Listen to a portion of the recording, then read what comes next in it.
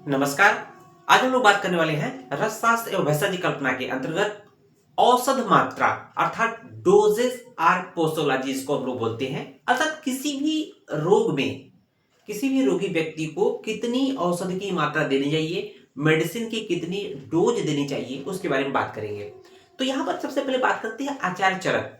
तो चरक ने जो औषधि की जो मात्रा या डोज के बारे में बताया है, वो बोला है कि किसी भी रोग के लिए मान ली कोई औषधि है, मतलब कोई बीमारी हुई है किसी व्यक्ति को, उसको औषध देना है तो कितनी मात्रा देनी चाहिए। उन्होंने कहा है कि किसी भी व्यक्ति को कि जो रोग के प्रति जो औषध की मात्रा है, रोगी व्यक्ति के रोग व रोगी के बल पर निर्भर करता है। तो कहने का मतलब कि उस व्यक्ति का बल कितना है, मतलब रोगी व्यक्ति का बल कितना है, और साथ ही साथ उसमें कितना गंभीर व्याधि हुई है।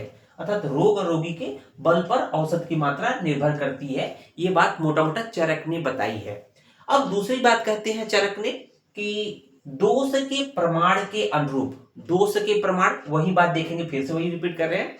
दोष के प्रमाण, प्रमाण का मतलब दोष, किसी रोग होते हैं किससे, दोषों के विगुणता से दोष कुपित होते हैं। तो दोष कितना ज्यादा कुपित हुए हैं, दोष के प्रमाण के अनुरूप औषध का प्रमाण या मात्रा दिया जाता है। तो ऐसा बात बोला गया है कल्पनाओं के संबंध में।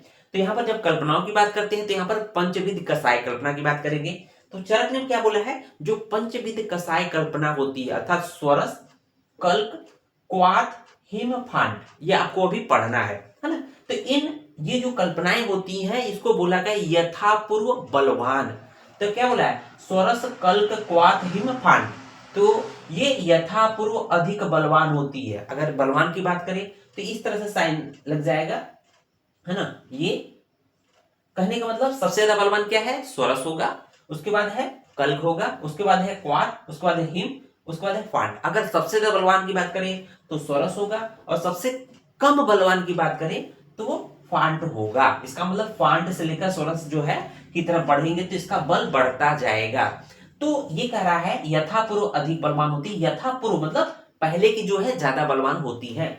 इनका प्रयोग अर्थात इन पंचविध कसाय कल्पनाओं अर्थात स्वरस, कल्प, क्वाथिम फांड का प्रयोग व्याधि तथा रोगी के बल पर निर्भर करता है। फिर से वही बात रिपीट कर रहा है कि किसी भी औषध की मात्रा व्याधि और रोगी के बल पर निर्भर करता है, तथा सभी कल्पनाएं सभी रोगों में उपयोगी नहीं होती है। ऐसा क्यों बोला है, मान लीजिए किसी व्यक्ति को बहुत छोटा सा रोग हुआ है और उसका बल बहुत, उस व्यक्ति का बल बहुत कम है, अर्थात वो व्यक्ति वो दुबला पतला है, तो उस व्यक्ति को स्वरस हम नहीं दे सकते हैं क्योंकि स्वरस बहुत ज्यादा बलवान होता है, उसमें नुकसान कर जाएगा।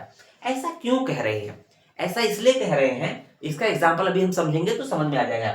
दो एग्जाम्पल इस चीज को हम समझने के लिए दिया है कि पहला एग्जाम्पल दिया है उन्होंने दो एग्जाम्पल ऐसा दिया है कि एक में जो औसत की मात्रा कम अल्प मात्रा है, एक में बहुत ज्यादा मात्रा है औसत की मात्रा। तो देखेंगे एक एग्जाम्पल क्या दिया है, विशाल आग पर थोड़ा जल छिड़कने पर, मान लीजिए बहुत बड़ी आग लगी हुई है, आपने थोड़ा सा जल छिड़क दिया तो क्या कोई फर्क पड़ेगा, कोई फर्क नहीं पड़ेगा। तो इनका आग नहीं बुझाया जा सकता है। अगर आग बहुत ज्यादा लगी है तो उस पर थोड़ा जल छिड़कने से आग को नहीं बुझा सकता है। उसी प्रकार से अगर व्यक्ति में रोग बहुत अधिक बलवान है, रोगी बलवान है, तो आप सोच रहे हैं कि थोड़ी सी मात्रा दे दे औसत का तो उसको कोई फर्क नहीं पड़ेगा।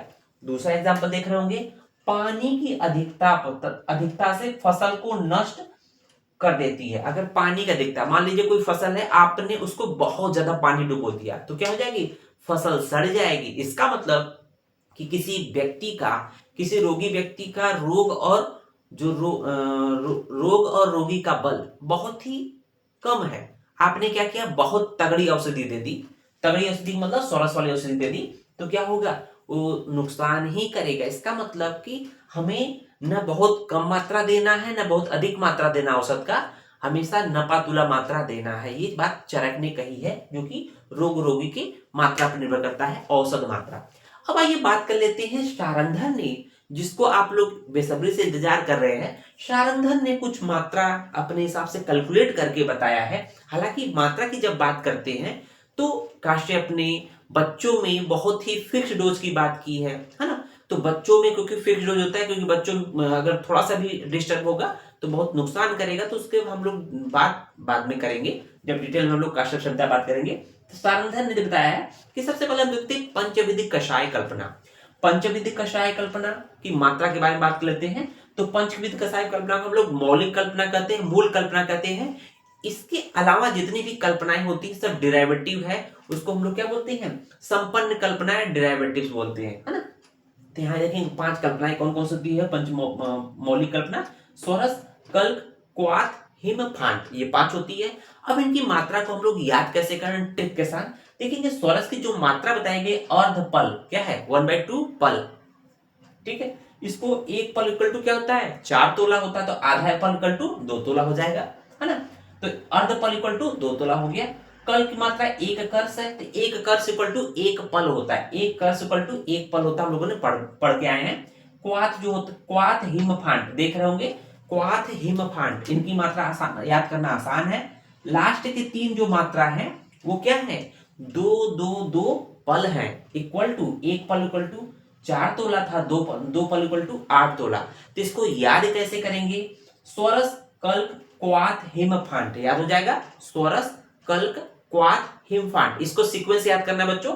अब इसको कैसे याद करेंगे, तोला में याद करेंगे, देखेंगे 21 828, 21 को ऐसे याद कर लीजिए 888, 21 888, मतलब ये तोला में हो जाएगा, पूरी मात्रा तोला में याद कर लीजिए 21 888, 21888, 21888 ये तोला है। नहीं तो आपको याद करना है तो अर्धपल, एक कर्ष, 2 पल 2 पल 2 पल, ये थोड़ा सा टफ हो जाएगा, लेकिन 21 888 अर्थात स्वरस, कल्क, क्वाथ, हिम, फांट ये तोला में मात्रा हो गया, है ना। उसको देखेंगे सेकंड पॉइंट है अन्य कल्पनाएं, अर्थात डेरिवेटिव जितनी होती हैं, संपन्न कल्पना करते हैं, उसमें चूड़ और वटी आता है। क्या आता है, चूड़ और वटी, चूड़ और वटी आता है। इसकी मात्रा जो बताई गई 1 तोला बताई गई, क्या बताई गई, 1 तोला बताई गई।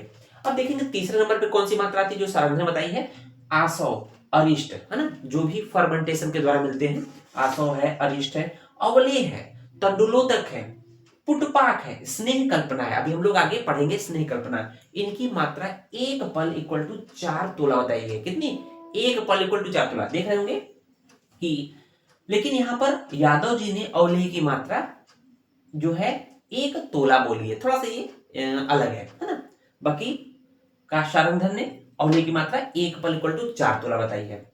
अब देखेंगे लास्ट में क्वाथ, प्रमथ्या, हिम, फांट, मंथ। तो हम लोग हिम फांट तो हमारे ऑलरेडी पढ़ के आ चुके हैं, हिम और फांट, है ना, 2 पल या 8 तोला है, तो हिम फांट ऑलरेडी पढ़ चुके हैं।